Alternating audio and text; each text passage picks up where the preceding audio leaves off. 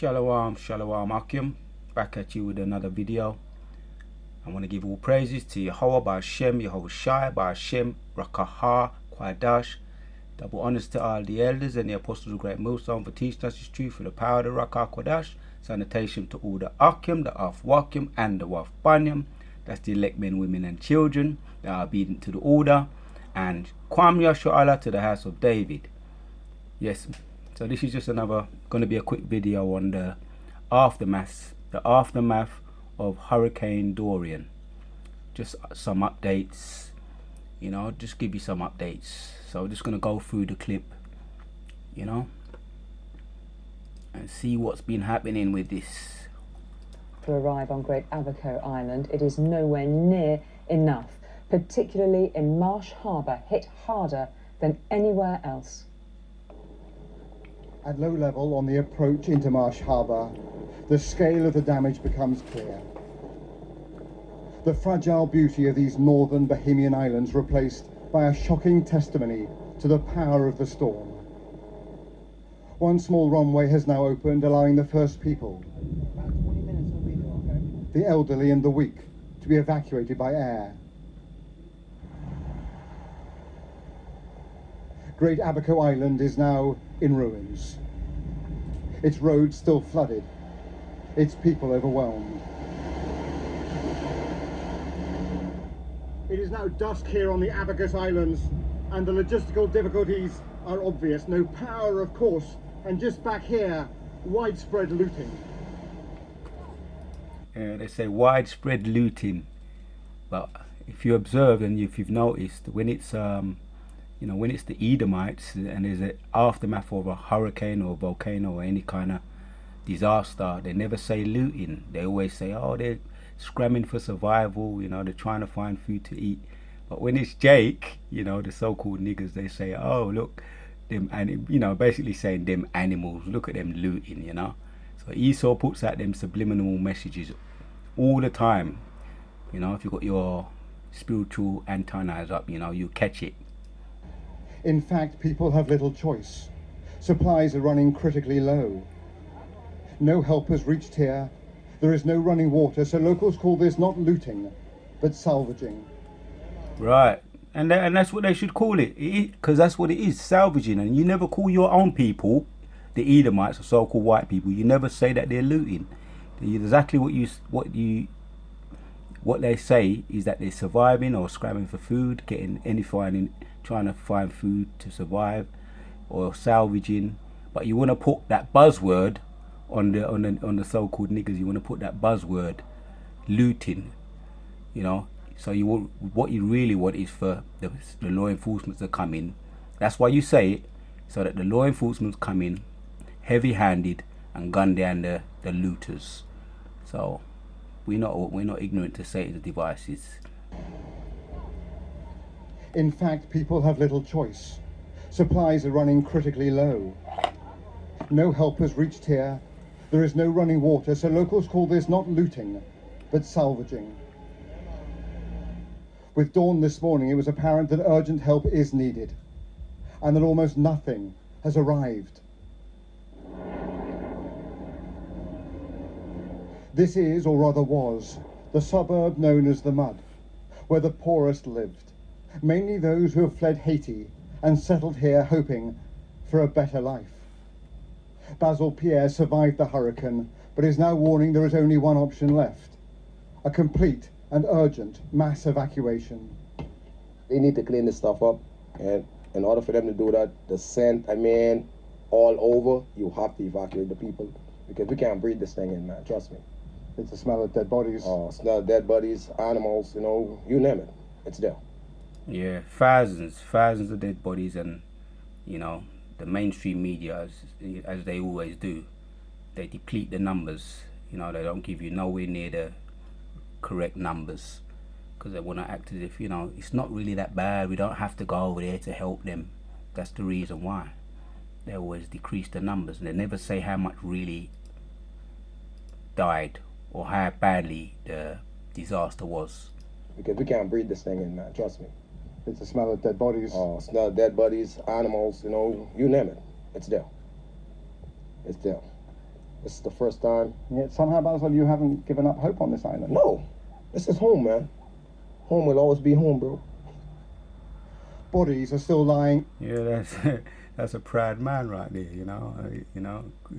There's a lot of Latinos there, a lot of Levi there, some Benjamites there. The Bahamas, the aftermath of the Bahamas, Hurricane Dorian. Fighting for their survival. Unclaimed in the ruins of the church. They sought sanctuary here, but not even this building. Yeah, I saw the sister, the other video with the sister. See, that's a dead hand. That's a hand of a dead body right there. The sister was saying that all the churches were destroyed. It is a fearful thing to fall under the fear of the Most High. I'm going to get that scripture. Hebrews 10:31. It says, it's a fearful thing to fall unto the hands of the living God. It is a fearful thing to fall under the hands of the living God. Most High wiped it. He made it into a parking lot. Wiped it clean. All the churches. There's no churches standing. Why? Because, right, we're going to get in some scriptures after. Let me see if I can just let this play. This is home, man. Home will always be home, bro. Bodies are still lying unclaimed in the ruins of the church. They sought sanctuary here, but not even this building could withstand the winds. Most High, blow down the church. To be here on the only high ground above Marsh Harbour is to see and understand this astonishing level of destruction. Almost nothing is left intact, almost nothing survived that lethal combination of the storm surge and a hurricane with 180-mile-an-hour winds. I'll say it again. It is a fearful thing to fall under the hands of the living God. Hebrews 10:31, man. There's nothing left. Survived that lethal combination of the storm surge and a hurricane of destruction. Almost nothing is left intact, almost nothing survived that lethal combination of the storm surge and a hurricane with 180-mile-an-hour winds. It leaves people here with an almost existential question of whether this town can ever be rebuilt. Letitia McIntosh had just opened a new medical clinic, and this is what is left. But she is not despairing or giving up on Marsh Harbour. This clinic of yours, I mean, that is total devastation. It's totally gone. We just got new equipment, ultrasounds, x-rays, and it's all gone. But we're going to start again. And I'm happy to be alive, so. At the emergency centre, people have gathered hoping for news and for help. Assistance needs to be on a scale far beyond the resources of Bahamas government.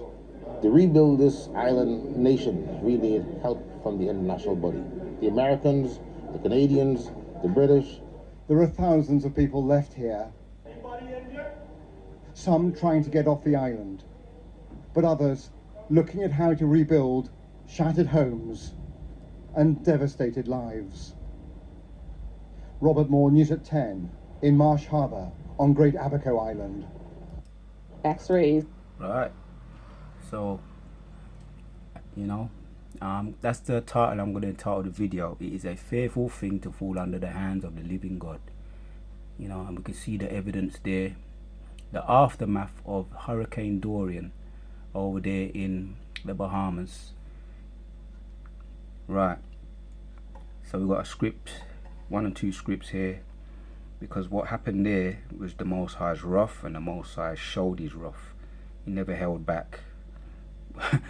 No, actually, he held back. He did held back, because there's been times when the Most High, with the case of the floods, innit? The Noah, the floods of when he left nobody apart from Noah's family, apart from 8. Noah and his family, they were the only ones to survive to go on the big boat that he made.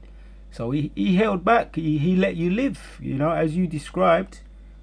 He said, oh, your little what you was building, a community center, but he let you live, so the Most High held back. It was just a little taster, So there is a scripture in Psalms. I touched on it a little bit on my previous video. There's so many good verses. I'm going to touch on it a little bit, some of the other verses. Psalms 87. We're going to go back to the children of Israel when they was in the wilderness.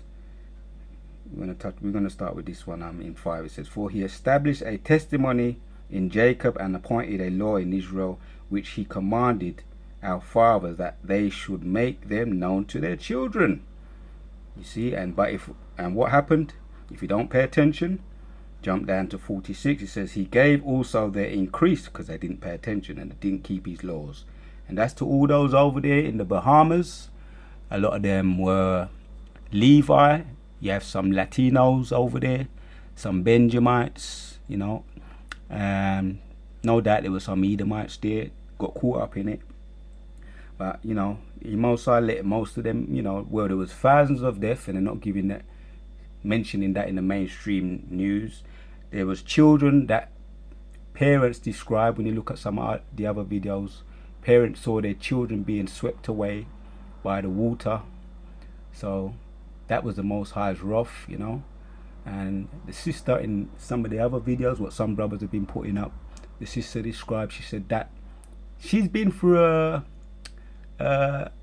5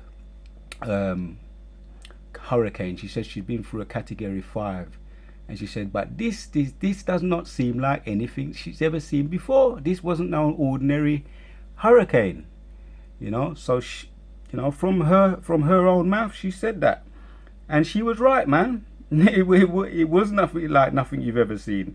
But it's the Most High's wrath increasing. So we're going to jump down to 46. This is the Most High's wrath with the children of in Ham when they didn't keep his laws in the wilderness. He says, "He gave also their increase unto the caterpillar, and their labor unto the locusts." There you go. He destroyed everything. You know, their labor unto the locusts, their increase, their businesses, their livelihoods over to the caterpillars. In other words, he destroyed it. He described it there in the next verse. 47, it says, "He destroyed their vines with hail and their sycamore trees with frost. He gave up the cattle also to the hail and their flocks to hot thunderbolts." Hot, I'll read it again. "He gave up their cattle also unto the hail and their flocks to hot thunderbolts." Woo! There you go, man. You know, look at that devastation. She's devastated, you know. She has to keep that calmness, but you know, she would have seen that and she would have lived through that. She's never going to forget that. Next verse, "He cast upon them the fierceness of his anger, wrath, indignation, and trouble by sending evil angels." So that's going to be the title of the video is, "It is a fearful thing to fall under the hands of the living God." What you got to do is look at these faces of the aftermath. You know, you look at those faces. You look at those faces, man, and you see, and you can see. I'll read it off just to end off the video. The title of the video, I'll read it again. Hebrews 10:31. It says, "It is a fearful thing to fall unto the hands of the living God." Kala Yahweh Ba'Shem Yehoshai. Yes. I want to say shalom to the brother over there in South Carolina. Yeah, that's his YouTube channel for doing those edifying videos and putting me onto some of the video. One of the videos that I paid attention to was the spirit. The spirit is willing. So that one put me onto some good wines, some good savory wines. So as time goes on, I've been sipping and sipping, you know, and the Most High giving me reason to have a good sip of wine, you know. So the wine bottles are coming out a little bit more lately. So I want to say shalom to the brother and to the brother for doing those edifying videos. And I want to say, Kala Yahweh Ba'Shem Yehoshai. All praises to Yahweh Ba'Shem Yehoshai. Double honors to our the elders and the apostles of the great Millstone for teaching us this truth.